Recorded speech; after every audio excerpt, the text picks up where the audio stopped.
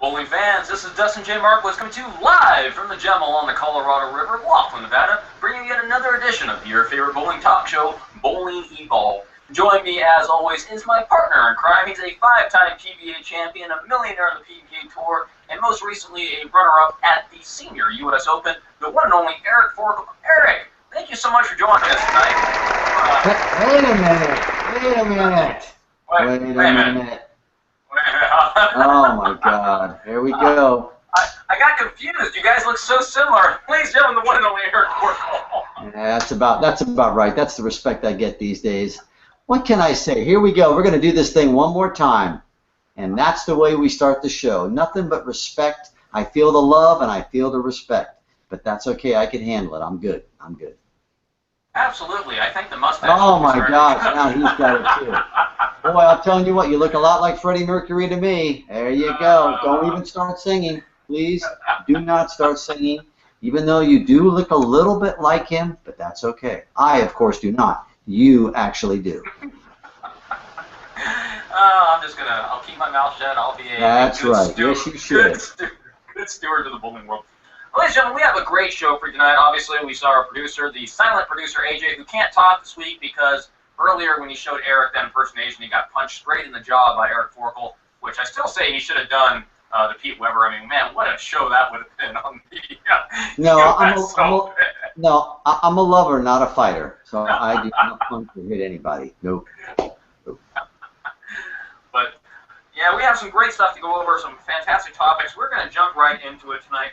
First and foremost on our agenda is the PWBA is back. Starting next month, the PWBA goes back on schedule. Some wonderful women's bowling throughout the United States. And, Eric, I mean, it's been a long time coming. We haven't seen the women's tour in quite a while.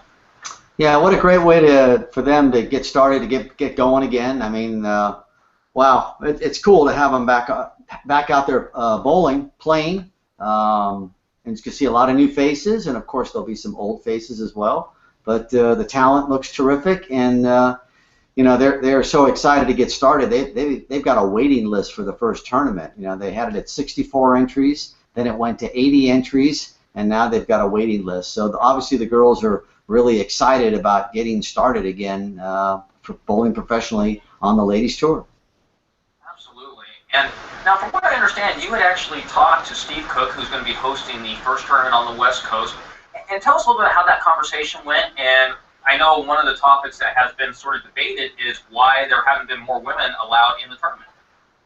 Yeah, actually, I did speak to Steve this past week here at Bowl Expo, and he said, you know, he wanted to get the first one started. There was not one scheduled for the West Coast, so he put this thing together. He went to up in Sacramento. He went to the people in that area and said, hey, we need to do this. He got a lot of sponsorship money. He's been doing renos on his bowling center that he owns, and it's going to be fantastic. And, you know, they originally wanted 64 entries, but they've had such a huge response. They moved it to 80 entries, and now there's still a waiting list, and they're going to have 5 on a pair. It's going to be 1 squad only. I asked him, well, why don't you just go with 2 squads? He says, quite honestly, Eric, I don't have enough room for all the bowling balls. Because if you think about it, if you got 80 girls, believe it or not, 80 girls, they all got 10 balls. That's almost 1,000 bowling balls. They'd have to have another building just to hold all the bowling balls. So really, you know, I know a lot of the girls are upset about this, but the bottom line is you don't have enough room for the bowling balls. You know, even if he wanted to run 2 squads, there's just not enough room. You got no place to put the bowling balls. That's the problem with too many bowling balls nowadays. Absolutely. And now, with that being said, of course, we have one of the women that will be performing on the PWBA tournaments. The one, the only, the beautiful, phenomenal, and amazing PAULA VIDAD. Paula, how are you doing tonight? I'm great. How are you? Very well. Thank you for joining us on the show tonight. And may I say, you look as beautiful as always. Well, thank you very much. And sorry for the technical difficulties, but we'll see if we can hang in there for a little bit. We'll see if we can make this thing work, yes. Glad that you can join us.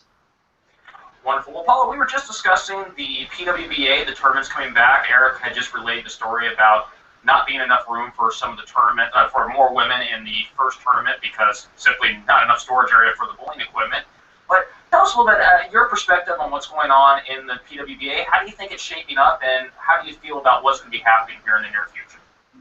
Well, I think it's a fantastic start, and I think what the people have to understand is that one of the things is the women's scratch bowling has been dead for at least 5 years. We haven't had a women's scratch queens tournament since 2010, and that's how I started the WBA, because all of a sudden we didn't have this tournament.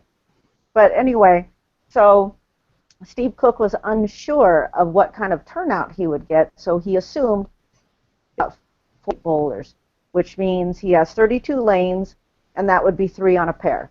Well, all of a sudden, you know, they were getting lots of entries. Then he raised it to 48, which is 4 on a pair, and then to 64, which now we're at 5 on a pair, and in no way is it possible to go. And then so we went 80 up to 80, and which is 5 on a pair, but you know, there's about 14 people on the waiting list, and there's just no way that you could go 6 on a pair and bowl 12 games in one day for a decent time. So, you know, he really would have loved to do that, but next year, you know, now they can plan for 2 squads, and to be sold out.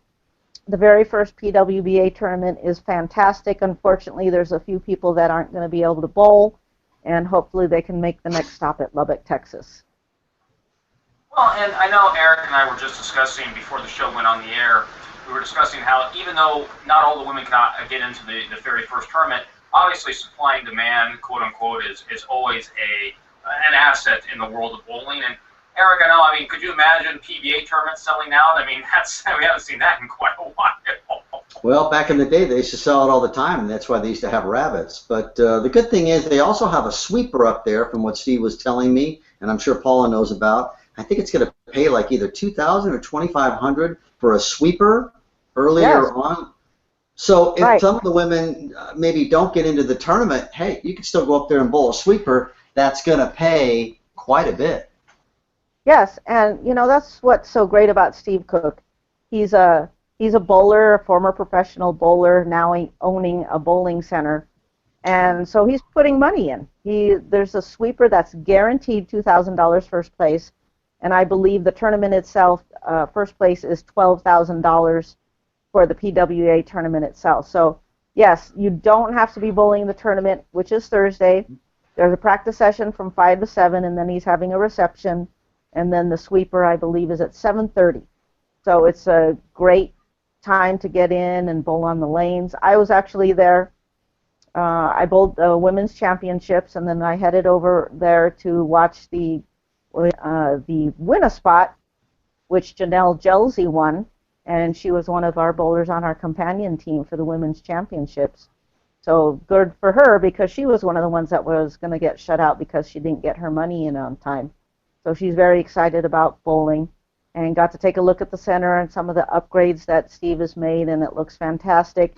You know, there's still some things to work on. He put a new roof, new bathrooms, and new scoring units and everything, so it looks great.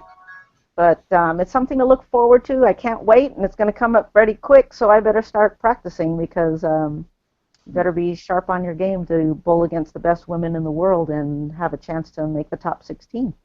Absolutely, couldn't agree more.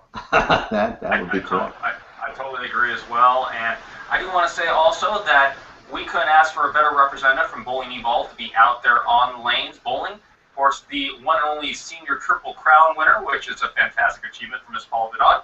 And also, Paula is going to be our in-house correspondent, which I'm very excited about. She's going to be doing some on the lanes reporting. Some videos will be going up. Our editor AJ will get it out there, and hopefully, if she's the one to win, we'll have our first exclusive interview with her, or maybe she can coerce whoever does win the tournament into coming on Bowling Evolved. What do you think, Paula?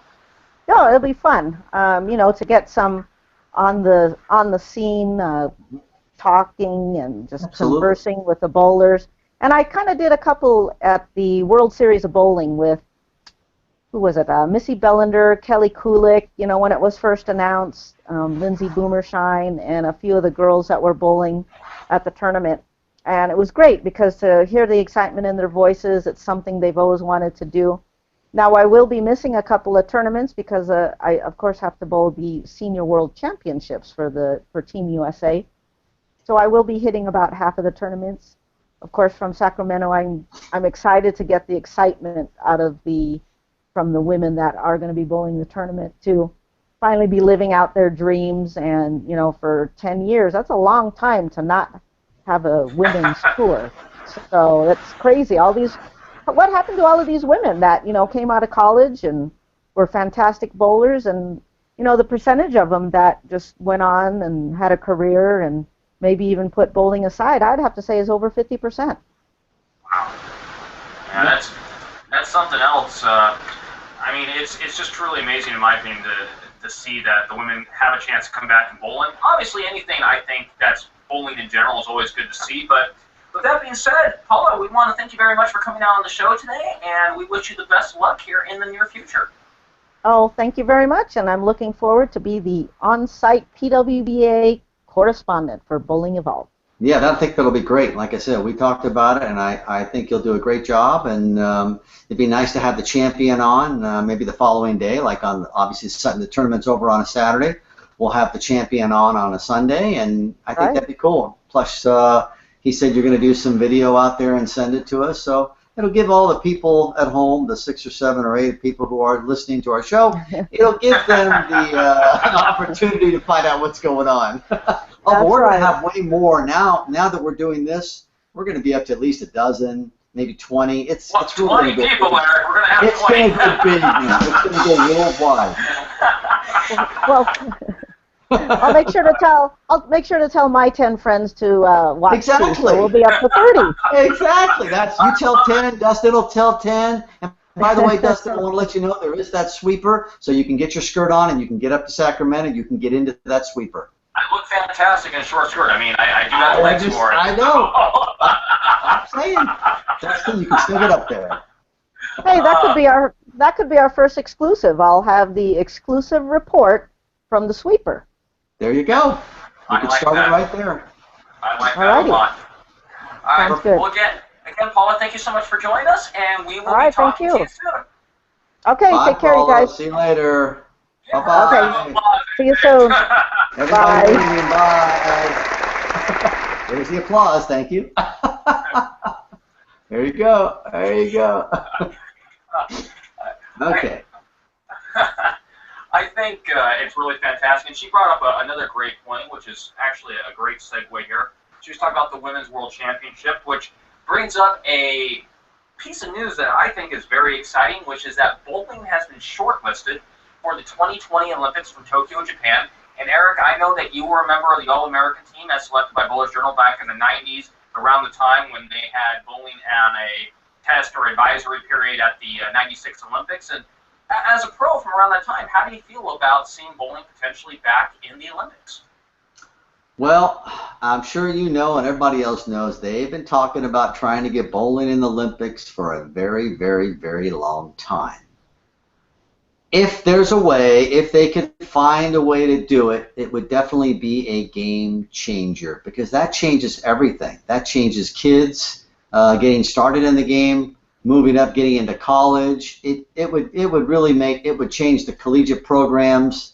Every school now could do stuff saying, hey, you could be an Olympic athlete. I mean, and that's like the biggest thing in the world. So if bowling actually did get to that level, I think it changes everything in the sport/game of bowling. I'm hopeful, but it's been talked about for so long. Maybe this time it could actually happen, but we'll see.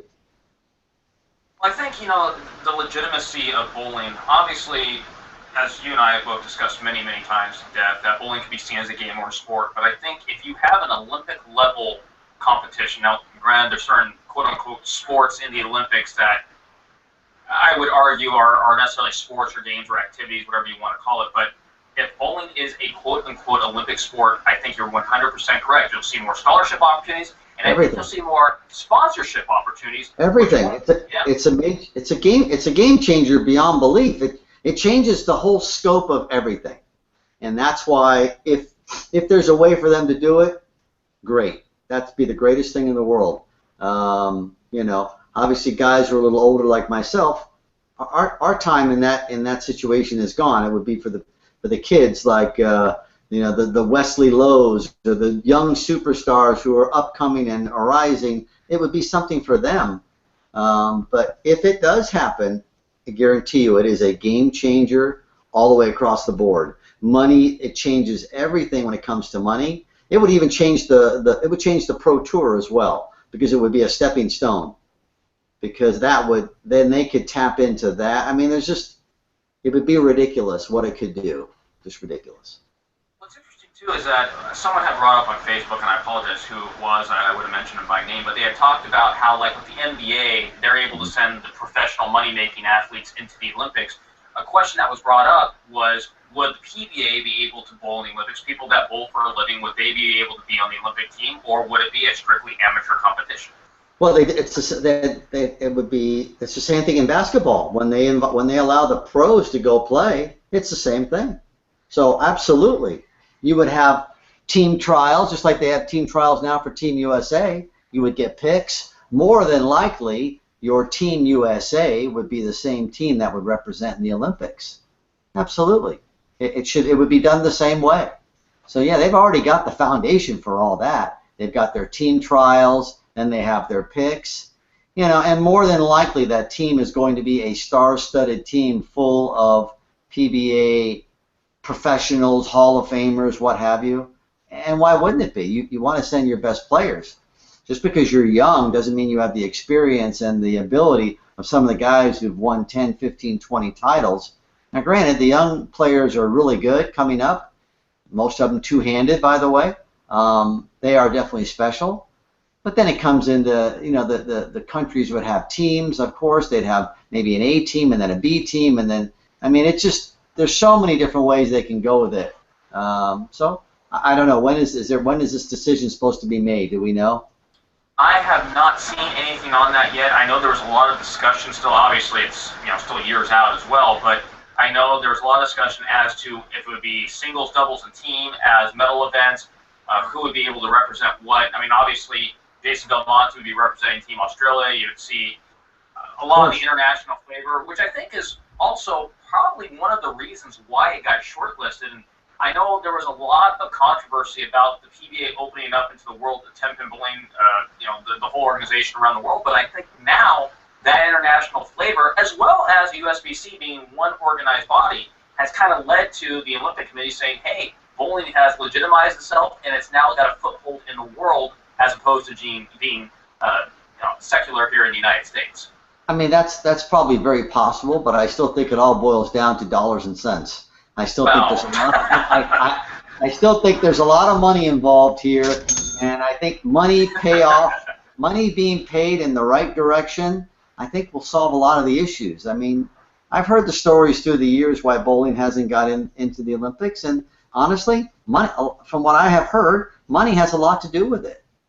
So, I mean, it is what it is. I mean, sponsorships and big money, big corporations, you know, things happen. And maybe it's that time. I mean, we don't like to look at it that way, but maybe it's that time, and maybe now's the time, and maybe it will happen. But if it does happen, it'll be, I say it again, it is a game changer. Changes everything.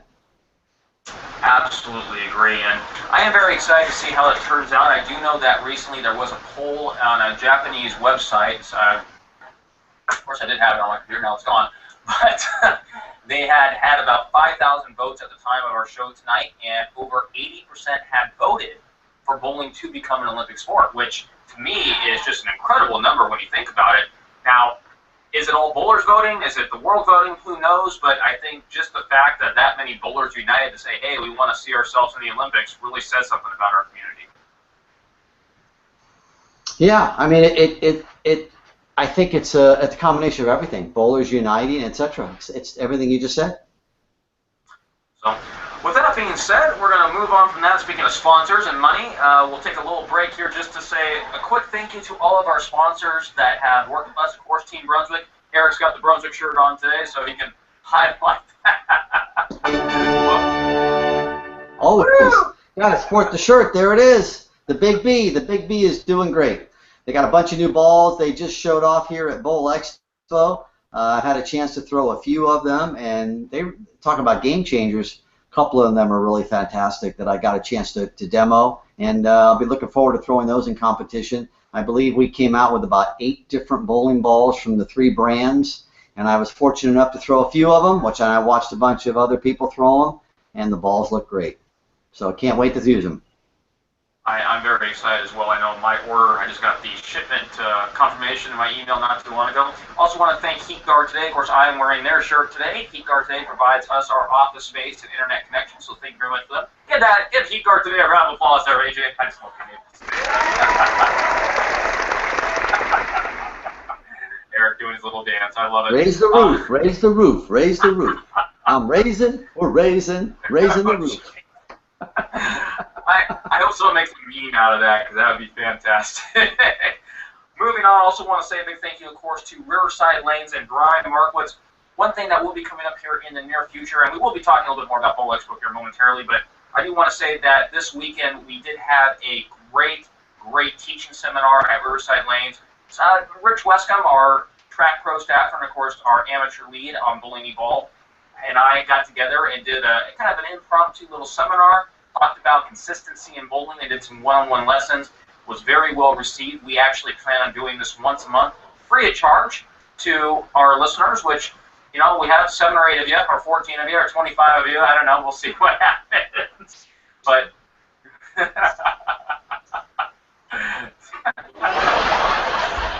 7. All 7 of them. Yes, congratulations. So as that continues going, we'll actually hand out some information on that if you want to join us. I'm sure Eric might even be down here for one of them. And we will be doing some ball demonstrations as well, which I think will be a lot of fun. Robert Lawrence and I have gone together to see. I'm watching Eric dance on the big screen. That's hilarious. So I'm raising the roof, raising the roof, raising the roof.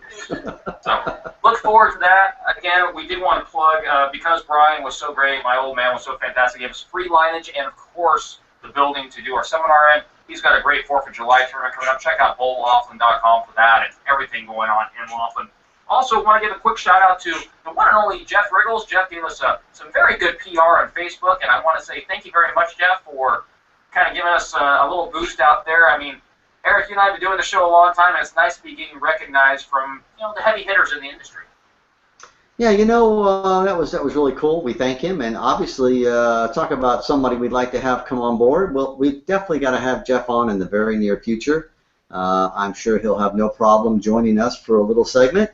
So, Jeff, we'd like to have you. I'm inviting you right now. Set it up with Dustin, and we're going to have you on the show. Absolutely. I like that idea a lot. And as we get in towards the end of the show, speaking of Bowl Expo before, let's talk about your experience up there. Eric, you were able to go up there, experience. You talked about Brunswick booth, of course. I had every intention of going. Unfortunately, my real job sort of takes precedent. Of course, once we get that $1 million sponsor for Bowling Evolved, we'll be able to. Remember, you can go to our Facebook page down below in the description, facebook.com/bowlingevolved or bowlingevolved.com, or always write into us at bowlingevolved@gmail.com, again, in the description below. But Eric, tell us a little bit about your experience. How was it? I've heard some great things, and tell us, what did you experience? You know, once again, Bowl Expo, they were here in Las Vegas this year, and it's always a great place. You catch up with some old friends, see all the new product that's out there. Of course, all the brands are showcasing their newest product. And I was there on behalf of Mongoose Products. Mr. Steve Adams asked me to join him and help him for a couple days, and I did.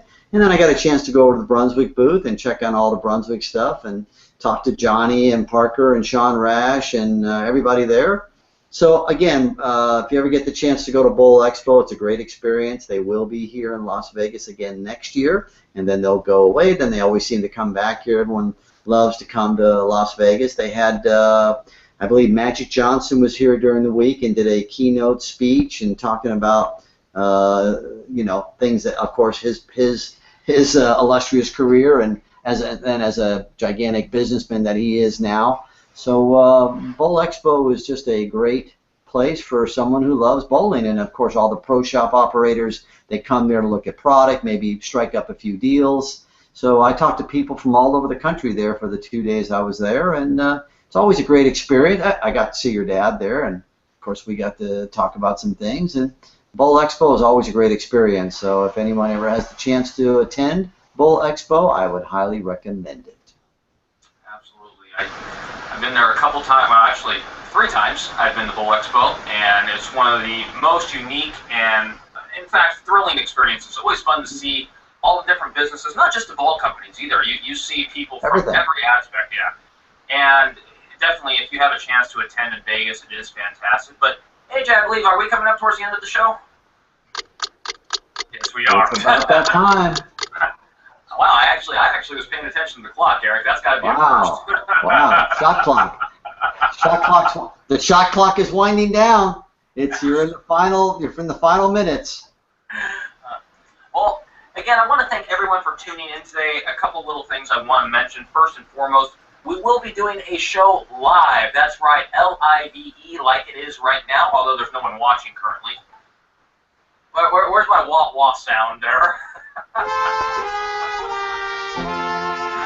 I'm still raising the roof for you, because that's good news. Our show, thanks to the people at Google, not sponsored by Google. Google Hangouts does allow us to do a live podcast now. We will be posting a link, again, on our Facebook page, which you can click down below in the description of this video. We would ask you to like, subscribe, comment, bring up anything. We would love to have you watch our live show. There actually is a chat box in this corner of the screen, so if you're in the room, we can actually see you, we can interact with you. Unless we don't like you, then, you know, Eric will just, you know, he'll just, Eric's just going to dance for the majority of the show. Raise the roof. There you go. So that's obviously a fun thing that we have in the future. Again, it'll be the 2nd and 4th Sunday of the month, unless otherwise noted, which, of course, all of our updates do go on the Facebook page. Again, you can also see a lot of other great content, including writing by the illustrious Fred Eisenhammer out of LA County. Does some tremendous stories. Please check out his work on our Bowling Evolve Facebook page. Also, you'll see periodic updates from Brian Hirsch, member of the IBMA directors. He does some great columns. We also will have ball videos, including Rich Wesker, myself, and Eric, all throwing stuff. So there's going to be some great stuff coming in the future. And on a little bit of a down note, but something I do want to say, as a matter of fact, one of our very first fans of Bowling Evolved, he actually started as a fan of what we started this on, which was my column on Above 180 at one time. Eric and I got together for that. Fulmer Chapman is a good friend of mine, longtime fan, great bowler, been a member of the association locally in Colorado River Valley for quite a long time. Having some heart problems, will be going in for bypass surgery today, so on behalf of myself and the entire Bowling Evolved team, we want to wish him the best, and I know he'll be in my prayers tonight. Absolutely. Nothing but the best of luck to you, my friend. So, we love you, Fulmer. Pull on through. But with that being said, guys, this is it. Welcome it's a wrap. It's almost a wrap. Wait, it's almost a wrap. It's almost a wrap. That means it's over. Thank God this is almost over. I can only take so much of this. Oh, my God. I can only do this for so long. I can only sit here so long and do this. I got to go. I have a busy life. I've got to go. I've got 2 little tiny dogs, 2 little Malteses that are missing me so bad right now. They're like, where are you? And I said, no, I have got to go do this show. And they're waiting. They're just waiting for me. So, look, are we done yet? I got to be honest with you. It's not so much about the dog. I'm not so afraid of the dogs, Eric, but I think your wife can kill me. I really believe that. I will tell you that if this thing goes any longer, she is going to drive down to Laughlin and kick your you know what I mean. Do we have a bleep sound effect there, AJ? Kick your That's right. There you go. That doesn't help, AJ. So you don't want to piss her off. Trust me. Oh, no pissing off there. Eric takes off the shirt. He's just covered in bruises. It's weird. I don't know. This could be my last show. Thank you. Nice. This could be the last show. Done.